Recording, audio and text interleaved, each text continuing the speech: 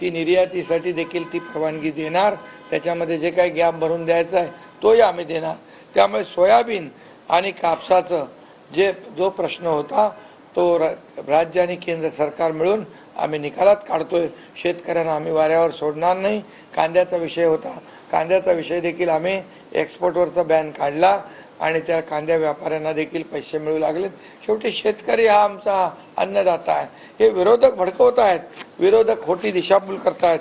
आता मी सांगतो, आमच्या सरकारमध्ये 2 वर्षामध्ये शेतकऱ्यांना अतिवृष्टी, अवकाळी, गारपीटमध्ये 15,000 कोटी रुपये नुकसान दिलं।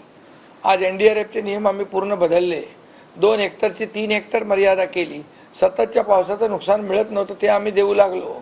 गोगलगाईने केलेलं नुकसान कधी आयुष्यात मिळालं नाही ते आम्ही दिलं। त्यामुळे शेतकऱ्यांना आता वाऱ्यावर आम्ही सोडलेलं नाही, सोडणार नाही। आज मागेल त्याला सोलर, मागेल त्याला शेततळं हे देण्याचं आम्ही केलं। आणि दुसरी गोष्ट, शेतकऱ्यांना जोडधंदे म्हणजे त्यांना 12,000चे आता 15,000 आपण करतोय, त्यांना सोलर देतोय। यासाठी देखील किंबहुना ज्या योजना 1 रुपयात पीक विमा योजना देणारं पहिलं राज्य आहे।